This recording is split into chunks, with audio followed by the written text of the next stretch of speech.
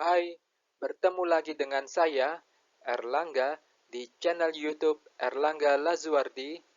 Kali ini kita akan membahas tentang perbedaan antara bakat dengan minat. Apa sih bedanya? Dan pengaruhnya seperti apa ya? Langsung kita simak. Nah, ini perbedaan karakteristik antara bakat dengan minat.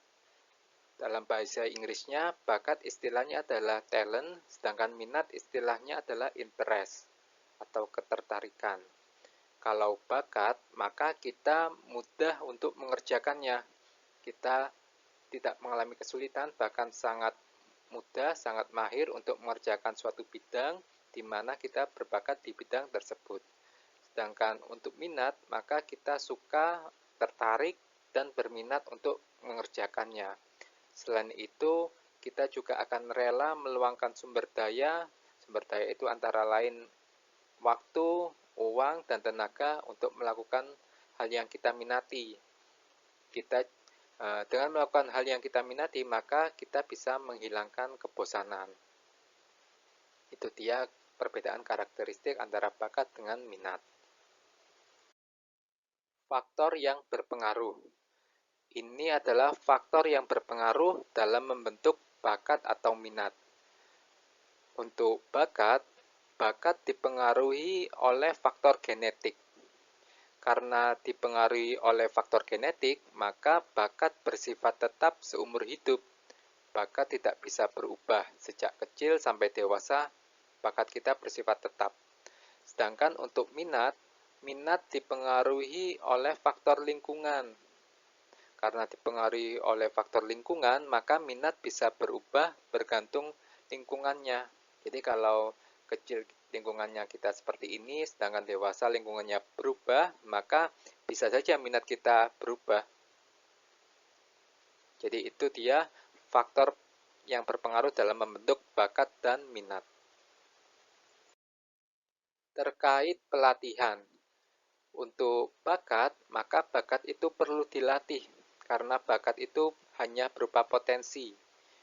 Potensi itu sesuatu yang ada dalam diri dan pada dasarnya belum muncul. Untuk memunculkannya, maka perlu dilatih. Nah, bakat itu karena berupa potensi, maka bakat itu mudah dilatihnya. Bakat itu mudah dilatih hingga mencapai kemampuan yang maksimal. Dan sekeras apapun kita melatihnya, maka kita akan merasa nyaman. Karena itu sesuai dengan potensi kita, sesuai dengan kepribadian kita. Sedangkan untuk minat, maka minat jelas perlu dilatih karena tidak cukup hanya dengan berbekal minat kita akan otomatis menjadi ahli, maka jelas perlu dilatih. Kemudian ya minat itu memang bisa dilatih dan kalau dilatih pasti akan membaik, kemampuannya akan meningkat. Namun kalau minat itu tidak sesuai dengan bakatnya, pasti eh, meningkatnya tidak maksimal, segitu-gitu aja. Dan sebenarnya jika minat itu tidak sesuai dengan bakat, maka kita menjalani pelatihan minat itu tidak nyaman. Namun karena kita sudah berminat, maka kita mau tidak mau harus bersabar. Itu dia terkait pelatihan, perbedaan pelatihan antara bakat dengan minat. Terkait cara identifikasi, untuk bakat, pada dasarnya pelaku atau diri kita tidak tahu apa bakat yang kita miliki, sehingga kita perlu untuk melakukan tes Stephen.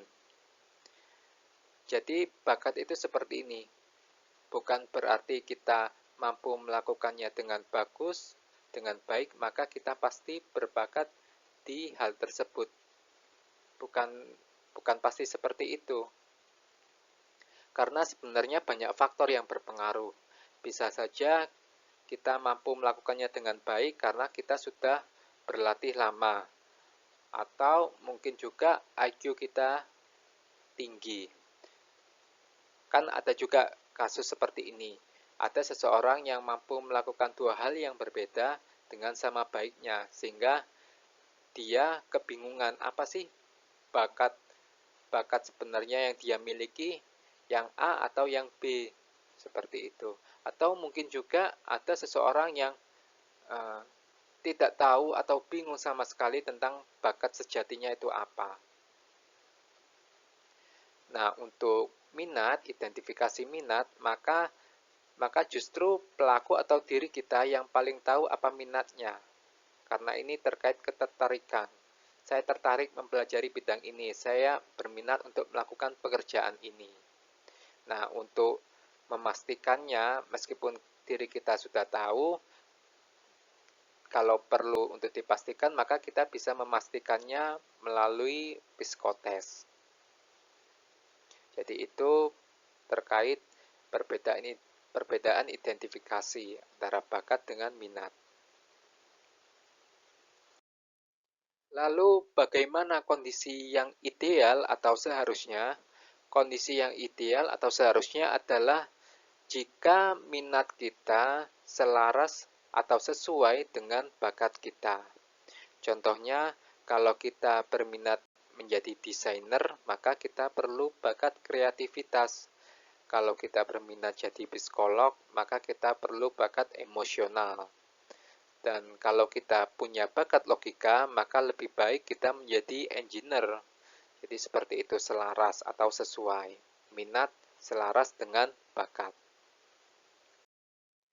Lalu bagaimana jika bakat kita tidak sesuai dengan minat kita?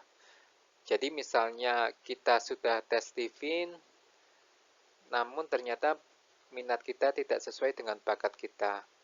Di hasil tes Stephen kan terdapat sejumlah pekerjaan atau pendidikan yang direkomendasikan sesuai dengan bakat. Namun ternyata kita tidak berminat terhadap rekomendasi tersebut. Lalu apa yang seharusnya kita lakukan? Maka minat yang diubah dan diselaraskan dengan bakat. Jadi minatnya yang diubah, diselaraskan dengan bakat. Karena minat bisa berubah bergantung lingkungan, sedangkan bakat bersifat tetap, dipengaruhi oleh faktor genetik. Biasanya kita tidak minat karena belum tahu aja, atau menerima informasi yang keliru, atau belum pernah mencoba dan mengalami. Itu saja yang membuat kita tidak berminat atau belum berminat. Baik, itu saja yang bisa kita bahas kali ini. Jangan lupa subscribe channel YouTube ini, Erlangga Lazuardi. Kalau kalian butuh informasi seputar tes Stephen, misalkan lokasi tesnya ada di mana, silakan hubungi saya melalui WhatsApp di nomor ini. Dan jika kalian ada pertanyaan atau masukan, silakan sampaikan di kolom komentar di YouTube. Semoga video ini berguna bagi kita semua. Sampai jumpa di video selanjutnya.